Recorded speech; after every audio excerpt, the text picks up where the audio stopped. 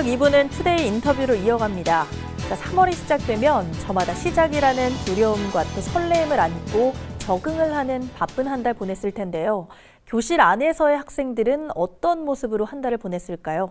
오늘은 오랜 시간 학교 폭력에 대한 관심을 바탕으로 충북교육청 마음건강증진센터를 이끌고 계신 이동갑 센터장님과 함께하겠습니다. 어서 오십시오. 안녕하세요. 네, 반갑습니다. 반갑습니다. 자, 새학기가 시작되면서 학생들 어떤 표정을 좀 짓고 있을까 문득 좀 궁금해지더라고요. 자, 이렇게 학교 폭력에 좀 노출이 됐거나 아니면 친구들과 함께 어울리는 게 어려운 아이들에게는 이 새학기 좀 힘들지 않을까 싶기도 한데 현재 충북 지역 내에 학교 폭력 실태가 좀 어떨까요?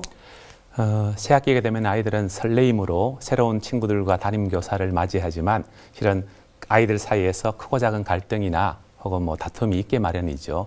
문제는 이제 그 갈등을 맞이했을 때 그것이 폭력이라기보다는 크고 작은 괴롭힘인데 거기에 대한 마땅한 대처 수단이 없을 때 그것이 갈등이 되고 또 마침내 그 학교폭력자치위원회까지 가게 된다든지 이렇게 해서 교실이 굉장히 어려움에 빠지게 되는 경우가 많습니다. 네. 장학관님께서는 네. 아이들을 위해서 이런 20년이 넘는 세월 동안 네. 학교 폭력 문제를 좀 이렇게 관심 있게 좀 보고 계신다라고 네. 알고 있는데 혹시 그렇게 관심을 갖게 된 계기 같은 게 좀 있을까요? 저는 학교에 오기 전에 소년원 학교에서 생활지도 상담 교사를 하기도 하고 특히 2017년에서 18년까지 청주 학생특수교육지원센터를 책임을 맡고 있으면서 이 학교 폭력 문제가 한 가정과 학급 그리고 이 사회 자체를 얼마나 크게 상처를 주고 혼란에 빠뜨리는지 목격을 하게 되면서 이대로는 안 되겠다.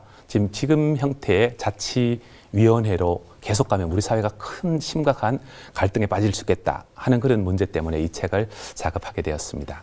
그렇다면 혹시 기억에 남는 학생들과 아이들이 좀 있었기 때문이다라고 들리는데요. 혹시 어떤 이유가 있었을까요? 실은 참 안타까운 일이지만 학교 폭력 상황에서 그 가정이 거의 정상적으로 그 집에서 밥도 할 수 없고 아버지는 직장에 다니기도 어렵고 그리고 담임교사도 이제 휴직을 하거나 혹은 퇴직을 생각하는 등 실은 한 학교 그리고 가정이 거의 패닉 상태에 빠지게 되는 그런 것을 목격하면서 이대로는 안 되겠다. 굉장히 심각하다. 이것은 어떤 한 학급이나 개인의 문제가 아니라 우리 사회 전체의 문제다. 이렇게 생각하게 되었습니다. 네.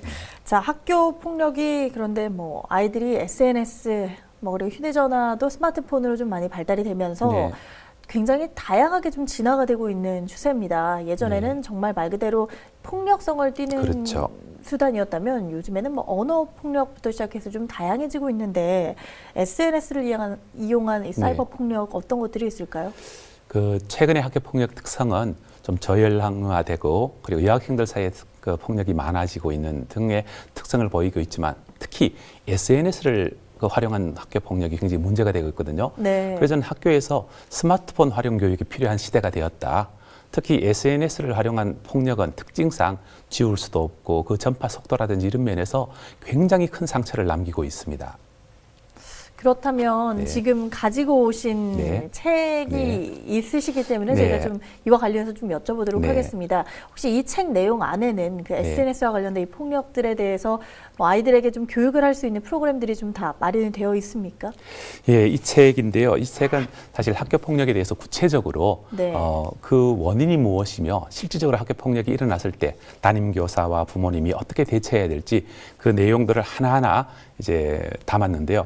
저는 학교 폭력이 일어났을 때 단순히 누가 그랬니, 왜 그랬니 하고 묻기 전에 응급처치, 즉 심폐소생술이 필요하다. 정혜신 박사가 당신은 옳다에서 이야기한 것처럼 저는 학교 폭력에서도 도처나 하고 도와줄게 천천히 말해봐. 그리고 얼마나 아팠니 하는 그런 공감의 전 단계를 통해서 아이들이 자기 마음을 이야기할 수 있도록 이끌어주는 것. 그것이 이제 저는 공감, 용서, 회복, 성장이라고 이름했습니다만은 그 내용을 통해서 아이들이 성장할 수 있도록 이렇게 이끌 수 있다. 이렇게 설명하고 있습니다. 매뉴얼이 좀 적혀져 있는 책이다라고 좀 볼 수가 있는데 그만큼 어떤 메시지를 좀 전달하고 싶으셨던 겁니까? 사실 학교 폭력이 일어나면 가해 학생, 피해 학생 할 것 없이 관련 학생이라고 부르는데요. 거의 모두가 상처를 입고 또 심각한 교육력의 손실을 가져오게 되는데 저는 학교 폭력도 하나의 외상후 성장처럼 어쩌면 성장의 기회로 삼을 수도 있다. 그래서 그 성장하기 위해서 학교에서 무엇을 해야 되는지 이 책의 후반부에서는 워크북으로 구성되어 있는데요. 구체적으로 이제 그 프로그램들을 하나하나 이제 한글 파일로 제공해서 담임 선생님들께서 일선에서 누구나 집밥처럼 활용할 수 있도록 이렇게 만들었습니다. 네, 솔루션까지 제공이 그렇죠. 된다고 하니 네. 뭐 아무쪼록 이게 정말 네. 학교 내에서 전체적으로 네. 교육의 한 곳이 좀 됐으면 좋겠다라는 생각이 네. 좀 드는데요. 네. 요즘 그래도 아이들의 학교 폭력 근절을 위해서 학교 폭력 대책 위원회라는 게 각 네. 학교별로 좀 구성이 되어 있는 경우도 있지 네. 않습니까? 근데 이 경우도 어쨌거나 뭐 선생님께서는 보시기에 바람직하지는 않은 부분도 좀 있다라고 보시는 거군요. 예, 사실 학교폭력대책자치위원회는 줄여서 자치위원회라고 하는데 우리가 그 괴물을 잡자고 만들어 놓은 이 자치위원회가 실은 오히려 큰 괴물이 되고 있다. 무슨 말씀이냐 하면은 사실 학교폭력자치위원회에 가버리면 회복의 기회가 거의 없습니다. 저는 이 자치위원회에 가기 전에 학교에서 자체 해결할 수 있도록 아이들이 공감과 용서를 통해서 해결할 수 있는 그 학교장 자치 해결제가 교육부의 이제 지침에서 새로 제안되고 있습니다. 그래서 그 학교폭력자치위원회에 가지 않는 것이 가장 최선의 그 프로그램이고 가게 되면 어쩔 수 없이 그것은 사법적인 영역이 될 수 있지만 학교는 교육기관이기 때문에 사법적인 그 포커스가 아니라 학교 폭력을 공감과 용서를 통해서 교육적으로 성장으로 이끄는 그런 것들이 핵심이 되어야 된다 이렇게 생각합니다. 예. 그렇기 때문에 네. 더 걱정이 되는 것은 네. 피해 학생의 경우에는 피해에 대한 가해자에게 대한 처벌을 그렇죠. 원하는데 네. 가해자의 경우에는 또 한순간에 그 실수로 인해서 그렇죠. 씻지 못할 과오가 좀 발생하다 네. 보니 학교와는 또 거리가 멀어지고 또 다른 2차 피해가 또 발생하는 것 같습니다. 이에 대한 혹시 다각적인 지원책은 뭐가 있을까요? 사실 학교 폭력은 그 가해자보다는 피해자의 구제 그리고 회복에 초점을 맞춰야 되는 것은 분명합니다. 네. 그러나 가해자도 못지않게 청소년이고 실수할 수 있고 또 우리 아이들이고 저출산 시대의 교육의 대상이라는 것을 우리가 전제에 두어야 된다는 것이죠. 그런 점에서 사회가 강한 처벌만을 이야기하기보다 가해 학생들, 피해 학생들 할 것 없이 구체적으로 이 학생들이 그 잘못된 것들을 어떻게 용서를 구하고 그리고 용서를 베풀고 회복해서 정상적인 생활로 돌아와서 더 성장할 수 있는지 구체적으로 전문가들과 함께 협의해서 사회가 관심을 전체적으로 기울여야 된다. 그런 것들을 제안하고 있습니다. 네. 또 그렇다면 정말 요즘에는 뭐 홈스쿨 하는 그렇죠. 아이들도 좀 많이 늘어나고 이에 대해 긍정적으로 바라보는 시선도 있습니다. 학교 밖 교육에 대해서는 또 어떤 고견을 좀 가지고 계신지 궁금하네요. 저는 교육은 다양한 형태가 있고 굳이 학교 안에서만 교육이 이루어지는 것은 아니라고 봅니다. 네. 그렇지만은 그 대부분의 이제 우리 서민들 그리고 그 국민들에게 필요한 것은 공교육이 바로 서야지 굳이 그 홈스쿨링을 할 필요가 없는 것 그리고 공교육만으로 정말 다 해결될 수 있는 특히 공교육에서 인성교육을 배울 수 있는 그런 곳으로 만드는 것이 더 중요하다. 그래서 공교육에 투자하고 그리고 학교 밖 청소년들도 똑같은 예산과 관심으로 투자해야 된다. 이렇게 말할 수 있습니다. 네, 정부에 그만큼 이제 공정한 그렇죠. 정책이 좀 필요하다 이렇게 그렇죠. 보는데요. 네. 자, 충북도교육청 마음건강증진센터장으로 지금 계십니다. 네. 이곳에서는 어떤 치유를 받고 어떤 또 프로그램들이 운영되고 있을까요? 예, 저희 센터는 이제 그 청주 기계공고 옆에 위치하고 있는데요. 그 충북에 있는 교육 학생들뿐만 아니라 이제 교직원들까지 합해서 고위기, 정신적인 고위기에 처한 사람들을 직접적으로 정신과 전문의를 통해서 도와드릴 수 있는 그런 기관이 되겠습니다. 그러면 심리적인 치료를 좀 우선적으로 좀 한다라고 좀 볼 수가 있는 겁니다. 예, 그 심리적인 치료뿐만 아니라 실제로 고위기 상태가 해소될 때까지 다양한 프로그램을 통해서 안정화를 할 수 있도록 지원을 하고 있습니다. 네. 아이들의 참여율도 어느 정도일지 좀 궁금합니다. 실제로 학생들이 좀 많이 찾기도 합니까? 예, 저희는 일단 전화 잘못부터 시작해서 네. 사실 고위기라 하면 최악의 경우에 이제 자살을 포함한 자해라든지 이런 것인데 뭐 학생들이 찾는 것 못지않게 이제 부모님들도 찾으시고 또 연락이 있으면 저희가 직접 방문하기도 하고요. 사실 자살 사안은 가장 중요한 게 예방이기 때문에 그 사례 자체가 많다기보다는 거기에 이르기 전에 여러 가지 다양한 이제 상담이 작년에도 200여 건 뭐 이렇게 이제 네. 학생 상담만 그렇게 이루어졌습니다. 그렇게 아이들이 찾는 만큼 또 그 자녀를 둔 학부모의 입장에서도 좀 상담이 필요할 수도 있는 부분일 겁니다. 혹시 네. 학부모들을 위한 프로그램들도 좀 준비가 되어 있을까요? 네, 학부모님들의 경우에는 사실 자녀들의 정신적인 문제가 있다 하더라도 정신병원이라는 그런 명칭 때문에 가기가 두려워하시거든요. 그런데 저희 센터에 오시면 이 자녀가 사실 어느 정도의 치료가 필요할지 정신과 전문의가 상담하고 또 임상심리사가 전문적인 이제 심리검사 도구를 통해서 필요한 조치에 대해서 처치하고 그다음 이제 상담사님들이 상담을 함으로써 안정화되기를 돕고 있는데 특히 학부모님들을 위한 대면 관계 30명 정도의 연수도 거의 저희가 지원을 받아서 한 쌍방향을 통할 수 있는 연수를 매달 한 번 정도 하려고 지금 준비하고 있습니다. 네. 네. 미리 네. 지금 센터장님과 네. 지금 말씀을 주고받으면서 생각나는 게 미리미리 아이들의 마음을 알고 대처를 한다면 그렇죠. 이런 일들이 발생하지 않을 거라는 생각이 좀 들다 보니 네. 학교에 직접 좀 방문을 할 수 있는 그런 기회들이 좀 많았으면 좋겠다라는 생각이 좀 들더라고요. 네.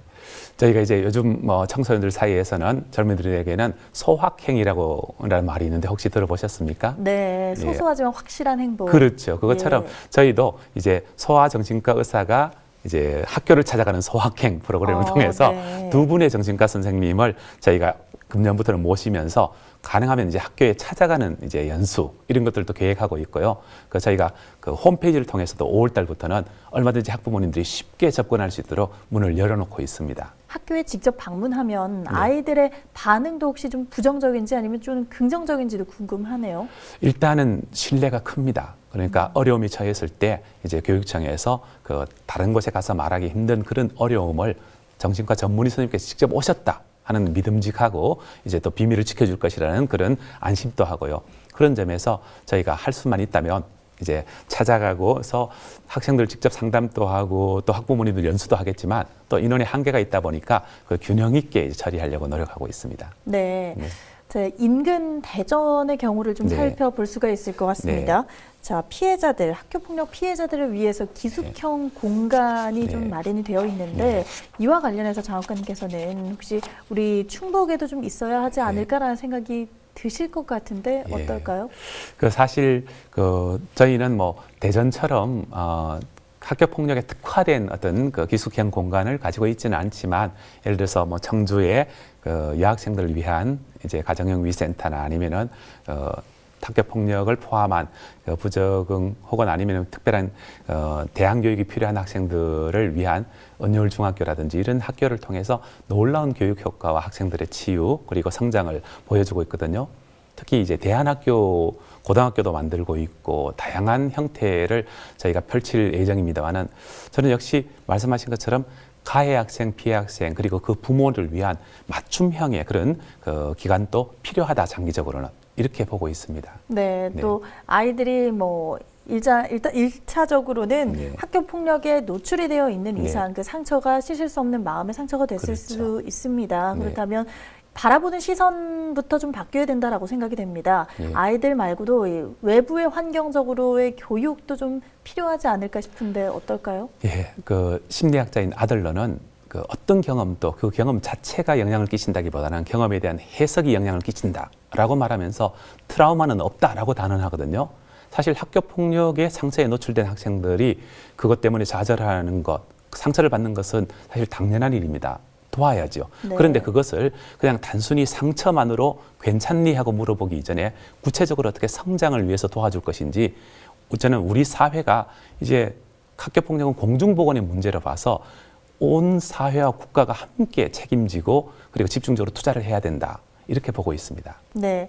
마지막으로는 이제 우리 시민들이 이 학교 폭력에 대해서 우리 아이들에 대해서 좀 더 관심 가질 수 있게 메시지 한마디 좀 부탁드립니다. 네. 사실 학교 폭력은 특정한 학생들에게 일어나는 것이라기보다는 사실 누구에게나 일어날 수 있는데 그 학생들이 우리 모두의 자녀이고 교육의 대상이라는 거죠.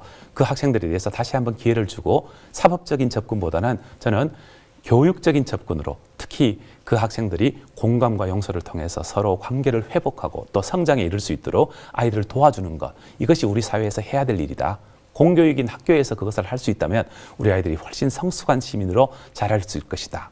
이렇게 말씀을 드리고 싶습니다. 네, 말씀 주신 이야기 속에 이 내용이 좀 담겨져 있는 것 같습니다. 네. 모든 그리고 아이들에게 이 교육에 있어서는 어느 누구도 차별받지 말아야 한다. 그 시선에서는 날카로워서는 안 된다라는 마음이 좀 느껴집니다. 그렇습니다. 앞으로 아이들을 위해서 또 다른 치유의 한 공간이 좀 되기를 저 또한 좀 바라겠습니다. 자, 오늘 함께해 주신 이동갑 센터장님 말씀은 여기까지 듣겠습니다. 오늘 말씀 고맙습니다. 감사합니다.